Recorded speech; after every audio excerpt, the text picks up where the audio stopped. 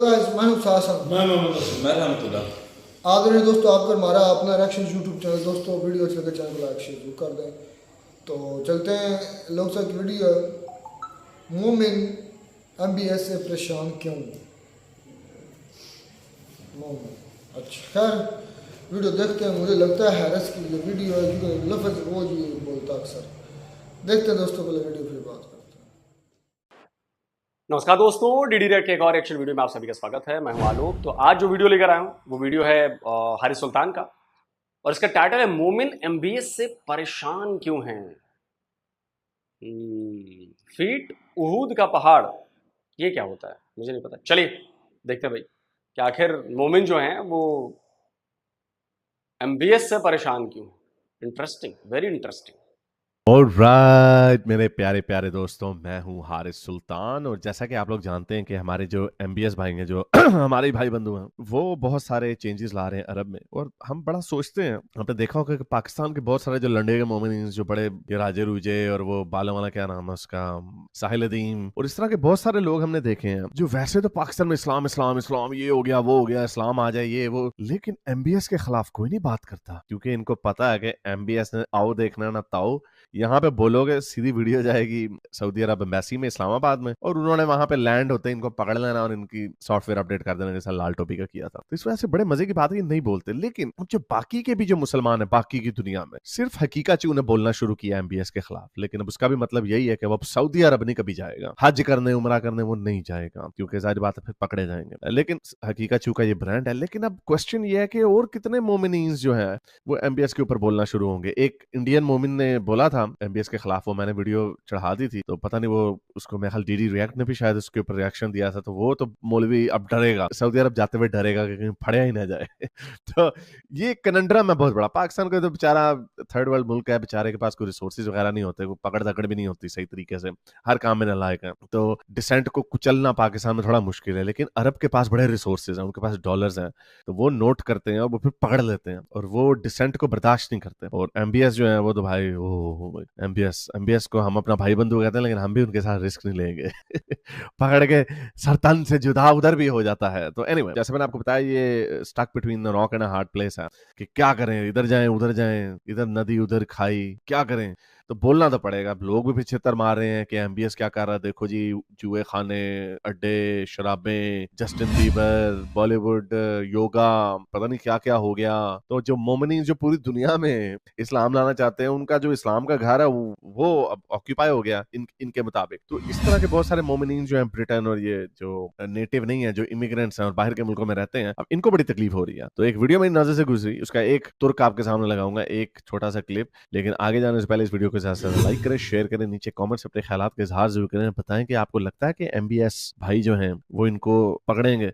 अभी एक मैंने वीडियो डाली थी UAE की कि पाकिस्तान को वीजे मिलना कम हो गए। वो क्यों हुए कम? इस वजह से क्योंकि हमारे पाकिस्तानी यहाँ में इनको फ्रीडम ऑफ स्पीच चाहिए। वैसे फ्रीडम ऑफ रिलीजन नहीं, इनको फ्रीडम ऑफ स्पीच चाहिए। वो UAE वगैरह को, सऊदी अरब को गालियां देते रहते हैं कि वो तुमने मंदिर खोल दिए, तुम यहूदियों के साथ मिल गए, अल्लाह का अजाब आ गया, ये वो। तो वो नोट करते हैं, वो फिर छितर पोला बड़ा करते हैं। उनको छितर पोला करने की बड़ी आदत है। और वैसे भी इनको मानो को पाकिस्तानी वगैरह को समझते भी नहीं यार, धड़ाधड़ काले पीले लोग आ जाते हैं यहाँ से। तो एनीवे, तो आपका क्या ख्याल है कि क्या MBS कामयाब हो जाएंगे इस तरह के मुमनों को पकड़ने में? और इनकी दुश्मनी अच्छी नहीं है, थोड़ा थोड़ा हल्का हल्का इनको इनके बारे में बात करते हैं, इनको डंडा नहीं देते, वरना वो आगे तलवार। तो चलते हैं आज की वीडियो की तरफ। तो ये एक वीडियो गुजरी, तो एक ब्रिटिश मोमिन है, क्योंकि जाहिर बात है वेस्ट में तो आप कुछ भी भोंक भांक देते हैं, आपको कोई कुछ नहीं कहता। वेस्ट की आजादियां हैं जिसके ऊपर ये अपनी मौजें कर रहे हैं। जिस दिन उधर थोड़ा सा आधा भी कोई बन गया ना, हिटलर टाइप बंदा, तो सबसे पहले इनको बड़ा पेलेंगे, ना अपने मुल्कों में जाने जोगे रहेंगे और इधर भी इनकी धुलाई होगी। तो बहरहाल ये क्रॉस कर रहे हैं, सारी बात है, एक फैनेटिक किस्म का मजहब इनसे निकलता है, तो ये पागल हो जाते हैं, लॉजिक वगैरह नहीं देखते। तो उस तरह का एक बंदा है, ये क्या बोल रहा है again, फलस्तीनी। Number 4, Medina will be ruined and inhabited by wild animals. तो ये प्रेडिक्शन बता रहा है, मेरा ख्याल से, मैं इस प्रेडिक्शन से वाकिफ नहीं हूँ, लेकिन चलें, let's just take his word for it. वो कह रहा है कि चौथी, पहले भी इसने कोई लिस्ट बनाई है, तो वो कह रहा है कि मदीना जो है ना, इसमें जंगली जानवर आ जाएंगे। अब देखें जरा इन लोगों की जुबान, इनकी बकवास, इनके वर्ड्स। अब ये इनके बारे में कोई बोले मुसलों और ये कट मुल्लों शुल्लों, तो फिर इनको आग लगती है बड़ी। तो लेकिन अब ये जब इसे कहा ना वाइल्ड एनिमल, अब ये वाइल्ड एनिमल्स की एनालॉजी बताएगा कि वाइल्ड एनिमल्स से यहाँ पे मुराद क्या है। यहूदी यहूदियों को वाइल्ड एनिमल बोल रहा है ये, और अब ये तमहीद बांधेगा कि ये कैसे आएगा, मदीने के अंदर यहूदी आ जाएंगे, यानी जंगली जानवर आ जाएंगे, कैसे? When we look at what is happening in the occupied lands of Makkah and Medina, ओह, कह रहा ऑक्यूपाइड लैंड है, मदीना और मक्का जो है ऑक्यूपाइड है। ओए होए होए होए होए, यानी उसकी हुकूमत को नहीं मानते। the Arabian Peninsula by the House of Saud, the illegal occupants, what they are doing now is changing the entire face of the Holy Lands. कह रहा है कि एक तो पहले ही उनकी हुकूमत को नहीं मानता, दूसरा ये कह रहा है कि उन्होंने इसको ऑक्यूपाई किया हुआ है, यानी, और अब वो हमारा पूरा नक्शा ही बदलने लगे हैं। ये बात सच है। नक्शा तो भाई बदला जाएगा, अभी तो वहां पे डिस्को खोलने हैं, डिस्को दर्द है disco. They're bringing back their ancestral Abu Jahl ways. Oh Abu One Jahl, of the- Abu Jahl वाला, अबू जहल जो है ना इस पूरी कहानी में सबसे अजीम आदमी था, सबसे अक्लमंद था। वो अक्लमंद इतना था इसलिए उसको चिड़ में इन्होंने उसको कह दिया कि जाहिल है, इसका नाम इन्होंने डाला था। वो बड़ा मशहूर था कि बड़ा नॉलेजेबल आदमी था। सारी बात हुआ उड़न खोते शोते, उसे कहा चलो भागो इधर से, उड़न खोते, मैं नहीं मानता इनको। और फिर इन्होंने देखा कि अब क्या करें, उसकी गर्दन उड़ा देते हैं। यही होना था, हमेशा से यही करते आए हैं। The things that they are doing that is on the agenda from this MBS guy. MBBS MBS गाय, ये जो आदमी आया हुआ है इसके एजेंडे में है कि यहाँ पे गंदी हरकतें कर दी। Is that he wants to destroy a portion of Mount Uhud. Mount Uhud को भी डिस्ट्रॉय करने लगा। जो ओहद की जो कहानी है ना, जंगे ओहद, जो बड़ी मशहूर है, जिसके अंदर हजरत मोहम्मद ने मर जाने की ड्रामेबाजी की थी। बल्कि चलो मैं आपको दिखाई देता हूँ, लोग फिर कहते हैं यार आप ऐसे ड्रामा कर रहे हो। तो ये जो जंगे ओहद की जो बात कर रहे हैं ना, जिन लोगों को याद नहीं, जंगे ओहद वो जंग थी जिसके अंदर हजरत मोहम्मद ना, उनके दांत टूट गए थे, और बल्कि लोगों में ये भी अफवाह फैल गई थी कि हजरत मोहम्मद मर गए हैं। लेकिन क्या वो वाकई शहीद हो गए थे? तो उसकी कहानी क्या है? वो कहानी ये है, ये सीरतुल नबी इब्न इस्हाक में लिखा हुआ है, पेज नंबर 381 इंग्लिश वर्जन जो है, उसके अंदर लिखा हुआ कि तलहा बिन उबैदुल्लाह आया और उसने कहा कि हैं तुम यहाँ पे क्यों बैठे हुए हो? तो उन्होंने, लोगों ने बताया कि हजरत मोहम्मद जो है वो फौत हो गए हैं। तो फिर उन्होंने कहा कि अब क्या करोगे? तो उन्होंने कहा अब हम भी रसूल अल्लाह की तरह ही उनके मर जाएंगे वहां पे। अच्छा, तो बहरहाल इन लोगों में से जो अब ये मशहूर हो गया कि हजरत मोहम्मद फौत हो गए, तो उनके अंदर से एक बंदा था काब बिन मलिक। उसने कहा कि मैंने ना लाशों के नीचे से ना छुपी हुई चमकती हुई आंखें देखी, और मैंने फिर ऊंची से चीख मारी कि ए मुसलमानों हौसला पकड़ो, अभी तुम्हारा नबी जो है जिंदा है। लेकिन रसूल अल्लाह ने नीचे से कहा ओए चुप कर, ओए अभी इधर आसपास ही है काफिर, मुझे मार देंगे। तो इसका मतलब रसूल अल्लाह प्रिटेंड कर रहे थे कि मैं मर गया हूं। तो एनीवे, या यही वजह हो सकती है, और तो कोई वजह नहीं हो सकती। ये वो वाला ओहद है। अच्छा, मजे की बात इसके अंदर एक और भी पॉइंट है, वो ये कि इसी ओहद वाले दिन रसूल अल्लाह को इतना डर लगा हुआ था कि रसूल अल्लाह ने 2-2 जर्रे पहने हुए थे, यानी जो आर्मर नहीं होता 2-2 पहने हुए थे। वो कहां से आया ये देखें। तो रसूल अल्लाह ने 2-2 आर्मर पहने हुए थे। अब देखें, एक तरह अल्लाह मियां आपके साथ है, अल्लाह में की हेल्प आपके साथ है, लेकिन शक रसूल अल्लाह को इतना था कि 2-2 बॉडी आर्मर पहने, इन्होंने 2-2 बुलेट प्रूफ वेस्ट पहनी हुई थी। ये देखें, ये सुनन इब्न माजा 2806 में भी लिखा हुआ कि रसूल अल्लाह ने 2 जर्रे पहने हुए थे। मिशकात में भी ये है, शमाइल अल मोहम्मदिया में भी है, यही हदीस जो है ना काफी जगहों पे ये नकल की गई है। अच्छा, अब ये जो 2-2 जर्रे ये आए कहां से? ये भी इब्न इस्हाक में ही लिखा हुआ है, पेज नंबर 300 इंग्लिश वर्जन। इसमें एक बंदा था, बड़ा ही बेवकूफ आदमी था, ऑफ बिन हारिस उसका नाम था, उसके अब्बे का नाम हारिस था, दिन कमी औलाद ऑफ। उसने रसूल अल्लाह से पूछा ये ओहद के वक्त ही कि ए रसूल अल्लाह, अल्लाह को सबसे अच्छी चीज क्या चीज अल्लाह को सबसे खुश करती है? अब रसूल अल्लाह को पता था कि यार इसके पास जर्रा है, बॉडी आर्मर इसने पहना हुआ है, मेरे पास एक ही बॉडी आर्मर है, मैं क्या करूं? रसूल अल्लाह ने उसको ये नहीं कहा कि भाई अपनी माँ बाप से अच्छा सलूक रखो, बच्चों से प्यार करो, यतीमों को खाना खिलाओ। रसूल अल्लाह ने ये बातें नहीं की। रसूल अल्लाह ने उसको कहा कि वो आदमी, अब जरा देखें कितनी स्पेसिफिक नसीहत रसूल अल्लाह ने की, ये लिखी हुई है कि वो बंदा, अल्लाह को क्या चीज खुश करती है? वो बंदा जो मैदान जंग में बगैर जर्रे के, बगैर बॉडी आर्मर के उतर आए। और वो भी इतना बेवकूफ, उसने अपना बॉडी आर्मर उतारा, उसने कहा ये ले रसूल अल्लाह आप अपने पास रखें, और उसने जंग में छलांग मार दी और मारा गया। फिर लिखा हुआ then he seized his sword and fought the enemy till he was slain. कितने चक्री थे हमारे प्यारे नबी। अच्छा, और मजे के, अब रसूल अल्लाह ने 2-2 बॉडी आर्मर पहने हुए, ओहद में अब दौड़ लगा रहे हैं। अब दौड़ लगा रहे हैं, तो देखें क्या करते हैं। Apostle made for a rock. अब ये ओहद में वहां पे एक पत्थर था, रसूल अल्लाह ने उधर की तरफ दौड़ लगाई, जब पिटाई हो रही है ना, जब हार रहे हैं, झूठियां कहानियां सुनाई हुई, रसूल अल्लाह उधर, रसूल अल्लाह भाग रहे हैं। तो अब ये इब्न इस्हाक में लिखा हुआ कि अब चूंकि बुढ़ापे की वजह से ना रसूल अल्लाह थोड़े मोटे भी हो गए थे, ये लिखा हुआ he had become heavy by reason of his age, थोड़े से मोटे हो गए थे। और मोर ओवर, और मजीद प्रॉब्लम ये है कि उन्होंने 2-2 जर्रे पहने हुए थे, 2-2 body armour, double bulletproof vest, double protection, अल्लाह पे कोई भरोसा नहीं, दो वो जो ऑफ से अभी चोरी की, ऑफ को कहा छलांग मार दो। तो फिर जब वो रसूलुल्लाह पत्थर के ऊपर चढ़ने लगे ना, तो उनसे चढ़ा ना जाए। अब जाने वाला गोडे गिटे जवाब देंगे, बूढ़े हो गए हैं, थोड़े मोटे भी हो गए, वो लिखा हुआ। तो तलहा एक बंदा आया, वो कोड़ा हुआ, तो उसने रसूलुल्लाह को कहा कि मेरे ऊपर चढ़ के ना फिर चढ़ जाए। तो बहरहाल तो वो बंदा बहादुर था, तलहा ने बहुत सारे तीर भी खाए रसूलुल्लाह की खातिर, तो उसको तड़खा दिया, उसको कहा कि तलहा जो है ना अब जन्नत में चला गया, क्योंकि उसने जो रसूलुल्लाह के लिए काम किया। और यही वाकया जो है ना कि वो रसूलुल्लाह ने दो पहने हुए थे और उनसे भागा नहीं जा रहा था, ये और जगहों पे भी लिखा हुआ है। तो असल में बंदा पूछे ये कुरान की आयत का क्या हुआ? सूरह माइदा की 67वीं जो आयत है, जिसमें लिखा हुआ है रसूलुल्लाह को अल्लाह ताला फरमा रहे हैं कुरान में कि और आपको अल्लाह ताला लोगों से बचा लेगा, यानी लोगों से अल्लाह ताला बचा लेंगे। तो दो बॉडी आर्मर पहनने की क्या जरूरत है? बेशक अल्लाह ताला काफिर लोगों को हिदायत नहीं देता, यानी काफिरों को ये नहीं कहा जाएगा कि रसूलुल्लाह को ना मारो, रसूलुल्लाह की हिफाजत अल्लाह ताला खुद करेंगे, इस सूरह माइदा में लिखा हुआ है। लेकिन रसूलुल्लाह को इसके ऊपर यकीन नहीं था। रसूलुल्लाह ने एक तो ऑफ को बेचारे को मरवाया कि चलो जी छलांग मार दो, मरो ताकि फटाफट, ताकि मैं तुम्हारा बॉडी आर्मर ले लूं। तो ले लिया बॉडी आर्मर बल्कि पहले ही दे के उतर गया बीच में, और फिर बाद में भागा भी ना जाए, पत्थर भी ना चढ़ा जाए, ये खुद लिखा हुआ है इनकी किताबों के अंदर। तो ये रेफरेंसेस मैंने दे दिए। तो एनीवे, तो ये हाल है इन लोगों का। और ये जो बात कर रहा है ना कि ओहद में वो हटाने लगा, तो ये है ओहद की स्टोरी की। पहाड़ी बड़ी मशहूर है मुसलमानों के लिए, तो एमबीएस वो खत्म करने लगा। क्यों? He wants to destroy this blessed mountain, a portion of it. आधे माउंटेन को तबाह करना चाहता है। क्यों? Make way for a entertainment center full of cinemas, etc. They are allowing non-Muslims to go into Makkah and Medina now. Non मुस्लिमों को Mecca Medina जाने दे रहे हैं, यहाँ पे सिनेमे बनने, एंटरटेनमेंट सेंटर बनने ओहद को की पहाड़ी को तोड़ के। अगर तो ये बात सच है तो मजा बड़ा आएगा। Very good. So there are non-Muslims, Jews, they are making videos of themselves in Madinah to Munawwar. So when you look at it, how can it be destroyed? This is how you can see. This is just the beginning of it. तो बेचारों को घबरा पड़ गया। इनको उम्मीद हमेशा से ऐसी होती है, ऊपर से कोई मदद आएगी, आती होती कोई नहीं है। एमबीएस को अल्लाह ताला लंबी उम्र दे, और अगर ये बातें सच हैं तो मजा बड़ा आएगा। तो ये बंदा जो है ये आइंदा कभी अब सऊदी अरब तो नहीं जा सकेगा, बल्कि अगर ये वीडियो ज्यादा वायरल हो जाती है तो कोई पता नहीं, एमबीएस के लोग भी फिरते रहते हैं, पंगा नहीं लेना। इसलिए हम कहते हैं एमबीएस भाई आप बड़े अच्छे हैं, मैं तो आपकी साइड पे हूँ। तो उम्मीद करता हूँ आज की वीडियो आपको पसंद आई होगी। इसके साथ लाइक करें, शेयर करें, नीचे कमेंट्स पे अपने ख्यालात के इजहार जरूर करें। अब तक के लिए इतना, अगली वीडियो। चलिए दोस्तों, वीडियो खत्म हो गया। और ये जो इधर पूरी ये बात बताई गई, मुझे तो खैर इससे कोई मतलब नहीं है, इन्होंने क्या रेफरेंस दिए क्या नहीं दिए, मुझे बहुत ज़्यादा आइडिया नहीं है इन सब के बारे में, क्योंकि मैं समझ भी नहीं पाया किसकी बात हो रही है, क्या बात हो रही है। जाहिर सी बात है, मैंने तो पढ़ा उड़ा नहीं है, तो इसलिए मुझे कोई आइडिया नहीं।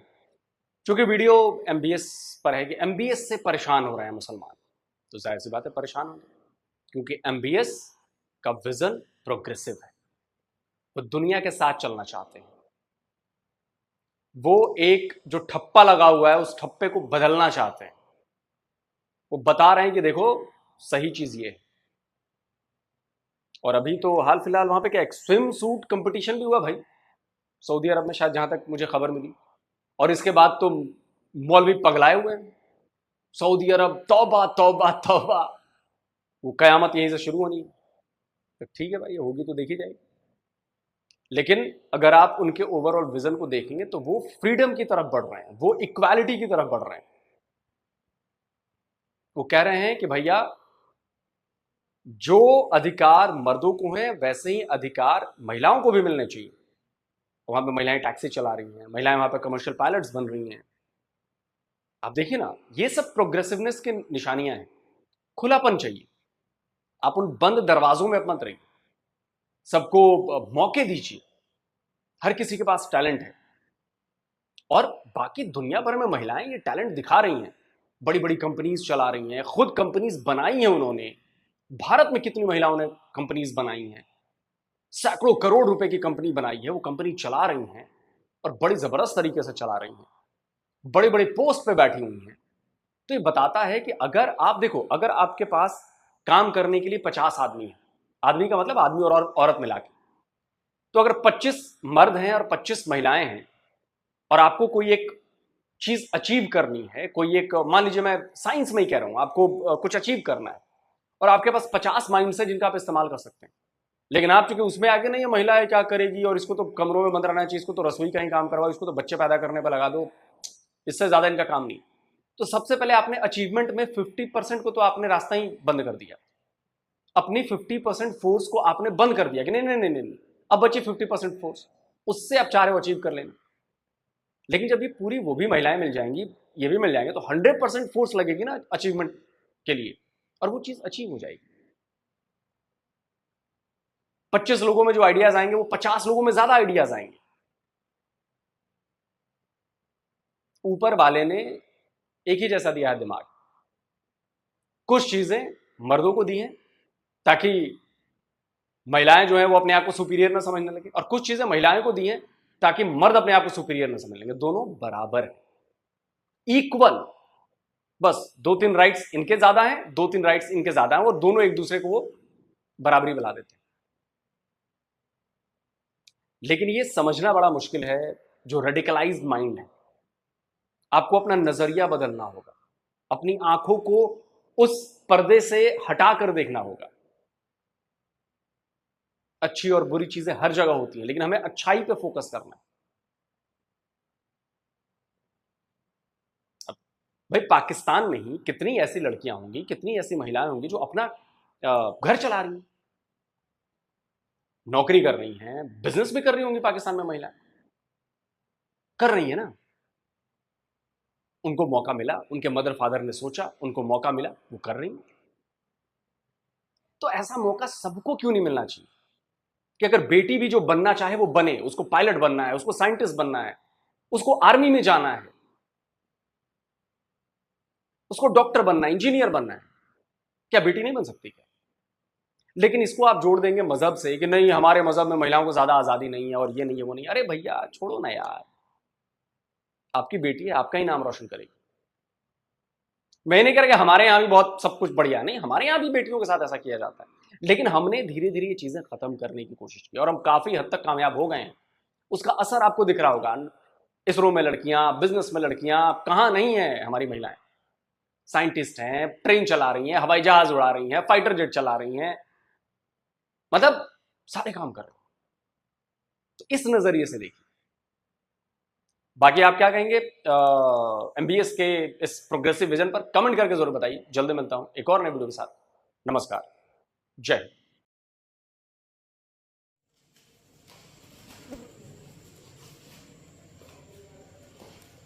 तो ये दोस्तों वीडियो होगी खत्म।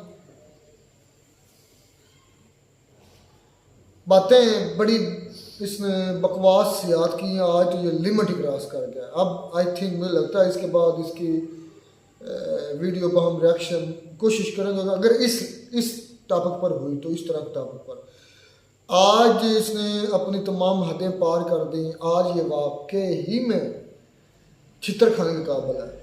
अब आज इसने पूरा हक अदा कर दिया कि भाई कोई पाकिस्तानी मुझ पर पहुँचे, स्पेशली कोई मुस्लिम मुझ पर पहुँचे और मुझे अच्छे तरीके से मेरी धुलाई करे, जो आज इसने बातें की हैं।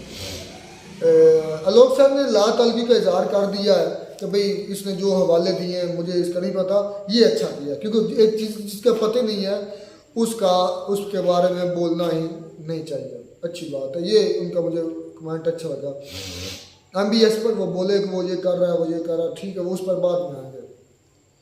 अब जो इस हैरिस ने बकवास याद की है, भौंका कुत्ते की तरह जो उसकी लंबी जुबान हुई है, इसने नबी पाक सल्लल्लाहु अलैहि वसल्लम के बारे में बोला कि गज़वा उहद के दौरान 2 ज़ीरा पहनी हुई थी। तो नाउज़ बिल्ला ये लानती बकवास कर रहा था कि उनको खुदा पर भरोसा नहीं था, इसलिए उनको 2 ज़ीरा, मतलब वो प्रोटेक्टिव लेयर जो होती हैं वो 2 पहनी हुई थी। तो इस खबीस इंसान को ये नहीं पता कि उसी नबी पाक सल्लल्लाहु अलैहि वसल्लम का फरमाने वाली शान भी है, बकायदा हदीस भी है।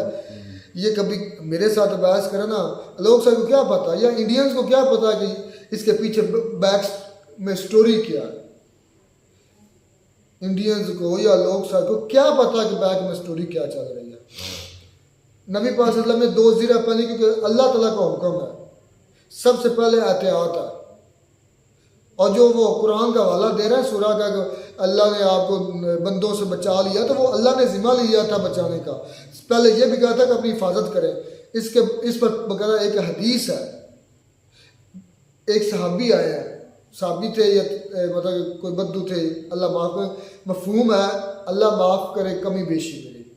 मफहूम ये है उस हदीस का कि कोई मदीना का बंदा आया था और उसे शिकायत की, या रसूलुल्लाह सल्लल्लाहु अलैहि वसल्लम मेरा ऊँट चोरी हो गया है, गुम हो गया है। तो नबी पाक सल्लल्लाहु अलैहि वसल्लम ने फरमाया, नहीं, उसने शिकायत की कि मैंने अल्लाह के भरोसे पर छोड़ दिया था, अल्लाह के हवाले किया था, इसके बावजूद भी वो मेरा ऊँट जो है वो गुम हो गया है, मुझे मिल नहीं रहा, तो अल्लाह ने मेरे साथ ज्यादती की, नाउज़ बिल्लाह। तो नबी पाक सल्लल्लाहु अलैहि वसल्लम ने फरमाया कि क्या आपने अपने ऊँट को बांधा था, मतलब कि उसकी एहतियात की थी, उसको सुरक्षा किया था, उसको प्रोटेक्ट किया था, उसको नकेल डाली थी, बांधा था किसी मतलब दरख्त के साथ या किसी चीज़ के साथ बांध रखा था कि खुला छोड़ा था। उसने कहा कि या रसूलुल्लाह सल्लल्लाहु अलैहि वसल्लम मैंने खुला छोड़ा था। तो फिर उन्होंने कहा कि तुम्हारी शिकायत करना बनते ही नहीं है, क्योंकि पहले एहतियात है। भरोसा ये नहीं है कि मैं इधर से भागता जो हूँ, मेरे सामने खाई है, कुआं है, और मैं कहूँ कि या अल्लाह मुझे बचा लेना और मैं उसमें छलांग लगा दूँ। ये अक्लमंदी या ये तकवा नहीं है। तकवा ये है कि आप पहले एहतियात करें, पहले प्रोटेक्टिव चीज़ें इस्तेमाल करें, उसके बाद भी लोग मार जाते हैं। कितनी बुलेट प्रूफ गाड़ियों से लोग मार जाते हैं, तो कहाँ का साथ साथ पर्दों में बैठे, कमरों में बैठे लोग मार जाते हैं, मौत उनको भी आ जाती है। ठीक है ना। ये तकवा नहीं है कि आप बस जी हर चीज़ उतारे हैं तो ये कर दें तो वो कर दें। और वो मैं जो उतारने वाली साहबी को उसने बकवास की ना, वो भी मैं बताता हूँ वो क्या मामला था। आज इनको शायद मैं ना ही बोले दूँ, क्योंकि मैं वही बात बता, आलोक सर को क्या पता या इंडियंस को क्या पता कि इसके पीछे बैकग्राउंड जानते हैं। हाँ, इंडियन मुस्लिम जानते होंगे मेरी बातें, उन्हें मेरी बातें इधर लग रही होंगी, क्योंकि उनको सारा पता है कि ये किस रेफरेंस कंटेक्स्ट से बात हो रही है। तो ये तकवा नहीं है कि आप अंधेधुंध, हाँ, पहले आप अपनी हिफाजत करें, जिस तरह नबी पाक सल्लल्लाहु अलैहि वसल्लम ने ज़िरा पहनी, ये है तकवा। और फिर मामला अल्लाह पर छोड़ दें कि अब मेरी जान का जो हिफाजत है, पहले भी अल्लाह ही था, अब एहतियाती मेरी तरफ से जो मेरी कोशिश थी मैंने मुकम्मल कर ली, अब अल्लाह जाने और उसका काम जाने, मैंने बचना है या उसने मेरी जान लेनी है। ये है तकवा, ये अल्लाह का दीन भी फरमाता है। अच्छा, वो जिस सहाबी को नबी पाक ये जो बकवास कर रहा था ना, अपने पास से मन गढ़त इब्ने इसहाक का हवाला दे रहा था कि ज़िरा, एक सहाबी जो है वो ज़िरा उतार कर, उसने कहा कि मुझे वो सहाबी पसंद है जो ज़िरा उतार कर मैदान जंग में लड़ते हैं। ये बिल्कुल फेक हवाला दे रहा है। फेक का मतलब ये है कि ये बिल्कुल चीज़ों को मैनिपुलेट कर रहा है। जिहाद करने वाले, अल्लाह की राह में लड़ने वाले बिल्कुल नबी पाक सल्लल्लाहु अलैहि वसल्लम और अल्लाह और अल्लाह के रसूल दोनों को पसंद है। और जो जितना जवाब मर्दी से लड़ता है वो अल्लाह को उतना ज़्यादा पसंद है। अब ये ज़िरा उतार कर बात करने के पर्पज़ ये है कि कितनी जवाब मर्दी से लड़ा है, एक इशारा तन किया है बात है। इस कुत्ते को क्या पता कि क्या बोलना है या क्या इसके पीछे बात क्या है। इस खबीस को क्या पता कि इसके पीछे लॉजिक क्या है। मैं ही हूँ ना, मेरा कोई नौकर है या मेरे को फॉलोअर है, अगर वो मेरे लिए जी जान से लड़ता है तो मैं क्या होऊंगा, मेरा नौकर मुझसे, मुझे लगेगा यार ये मुझसे मुखलिस है, मेरा उस पर जो है मोहब्बत आएगी, मुझे उस पर मेरे दिल में उसके लिए शफ़क़त पैदा होगी। तो ये एक मोहब्बत पैदा करने के जरिए जो जितनी जवान मर्दी से, जितने अकीदे से, जितनी अल्लाह पर भरोसा रखते हुए जिहाद करता है, वो अल्लाह और अल्लाह का महबूब को उतना ही ज़्यादा अजीज़ होता है। ये वो चीज़ की तरफ एक इशारा, इस्तारत अपनी सेफ्टी पहले करनी चाहिए, बाद में ना जो भी काम करना है वो अल्लाह के सुपुर्द करके कर लेना चाहिए। अच्छा, वो एक बात कर रहा था अपना मौलवी की, वो इंग्लिश में तकरीर कर रहा था मौलवी, तो मौलवी ने यह कहा कि जंगली मदीने में जंगली जानवर आ जाएंगे, यानी कि यहूदी आ जाएंगे। ऑब्वियसली वो जंगली जानवर नहीं है। अगर वो जंगली जानवर नहीं थे तो उनको कुत्तों की तरह काटा क्यों हिटलर ने? जिस बेदर्दी से हिटलर ने उनको काटा है तो सारी बातें वो जानवर ही होंगे ना, उनकी कुछ ना कुछ खसलतें फिर जानवर की तरह ही होगी ना। आज जो मदीना शरीफ या मक्का शरीफ या जो मोहम्मद बिन सलमान आजकल कर रहा है ना, जिस तरह वो एक स्विमिंग सूट पहनकर भी स्विमिंग करवा दे औरतों को, उस पर भी बात है। लोग सब डांसिंग भी कर दिया, लाइसेंस वगैरह भी, लोग सर भी यही बातें कर रहे थे कि भाई वो मॉडर्न हो रहा है, उनको पता है दुनिया के साथ चलना है। नहीं, मसला ये नहीं है। मसला ये उन अहादीस या उन प्रिडिक्शन का पूरा होना जो हमारे नबी पाक सल्लल्लाहु अलैहि वसल्लम ने फरमाई है, जो उनकी ज़ुबान मुबारक से निकली है, कि कुर्बे क़यामत ये होगा। आपको लगता है कि हमारा ईमान कमज़ोर है, बल्कि हम जब ये चीज़ें अपनी आंखों से देखते हैं तो हमारा एतकाद, हमारा क़ीदा, हमारा ईमान और ज़्यादा मजबूत हो जाता है कि यार देखें एक एक हर्फ बहरफ एक एक चीज़ मुकम्मल हो रही है। ये चीज़ें तो पहले बोली हुई हैं, उन्होंने बताई हुई हैं कि ये तो होना है, क्योंकि एक जितने भी मुसलमान कंट्री होने, स्पेशली जो अरब होने हैं, उन्होंने एक तरह का ना फिर जाके गफलत की नींद या कह लें कि अपने दीन से बहुत ज़्यादा, अपने रिलीजन से बहुत ज़्यादा दूर हो गए हैं। तो वो हम देख रहे हैं अभी रिसेंटली को जो बगेश्वर गया हुआ है, तो देख लें दुबई वालों ने कैसे उन्हें इस्तकबाल किया, बाकायदा उसे अवार्ड भी दिया है अपना। चलें जी, ये हारिस की बातें जो है ना, जो मतलब वो एक कोशिश कर रहे थे कि भाई मौका दे रहे थे कि भाई हम बड़े सबूत के साथ बातें करें, वो सारी की सारी बकवास थी। उसको पता ही नहीं है कि बात है क्या और करनी क्या। वो जो हवाले दे रहा था उसका मैं अक्सर कहता होता हूँ कि जो आलोक सर की आज बात मुझे ये अच्छी लगी है कि जो उन्होंने ये बोला कि भाई मुझे हवालों का पता ही नहीं, समझ नहीं आ रही वो क्या बोला। अच्छा ये अच्छा किया कि उन्होंने इस पर कोई कमेंट ही नहीं किया। ये मुझे आज उनकी ये बात अच्छी लगी, शायद मेरी बातें उन तक पहुँच रही हूँ, तो ये उनका मुझे जो बयान अच्छा लगा, क्योंकि उनको पता ही नहीं है कि रेफरेंस क्या है, कंटेस्ट क्या है, क्या चीज़ है, क्या चल क्या रहा है, हकीकत क्या है, नबी वसल्लम की ज़िंदगी क्या है, किस मौके पर कौन सी बात की, क्यों की, उसके पीछे मोहब्बत थी, उसके पीछे हुक्म था, उसके पीछे गुस्सा था, उसके पीछे क्या चीज़ थी। एक चीज़, एक ही लफ्ज़ ना जब वो मुख्तलिफ लहजों में बोला जाता है तो उसका मीनिंग बदल जाता है। ये तो पीके फिल्म में भी बोला गया, एक लफ्ज़ है अच्छा, उसको अगर 4 लहजों में बोला जाए तो वो 4 मीनिंग देता है। तो इसी तरीके से अरबी ज़ुबान के भी 4 एक रेफरेंस के तहत एक ही लफ्ज़ के 4 या 5 पर मीनिंग बदल जाते हैं। मोटा सा मैंने आपकी मूवी से ही आपको वादा दे दिया, और वो जो बात करें वो सिर्फ इस्तारा तन, इशारा तन बात की होती है। खैर इतना डीपली मैं नहीं जाना चाहूँगा, लेकिन उस कमीने को ज़रूर मैं कहूँगा कि जो वो बकवास याद कर रहा है ना, इस पर कंट्रोल करे, नहीं तो उसका अंजाम बुरा ही होगा, अच्छा नहीं होगा उसका अंजाम। किसी मुस्लिम को मोमिन तो छोड़े, मोमिन तो बड़ी आगे की चीज़ है, किसी मुस्लिम को भी उसकी वीडियो अच्छे चढ़ गई नहीं, कोई ना कोई और वो मिल गया, कोई ना कोई मुस्लिम उसके मुस्लिम के हत्थे चढ़ गया तो उसकी उन्होंने दुर्गत बना देनी, बाजार डाली, फिर उसने देखना तो ये मेरे साथ क्या है, फिर कहना कि ब्लास्फेमी या नहीं, फिर कहना कि यार ये तो ये फलाना हो गया। उकसा तो खुद रहा है। नहीं, तनकीद होती है, एक लिमिट में होती है यार। अगर उसको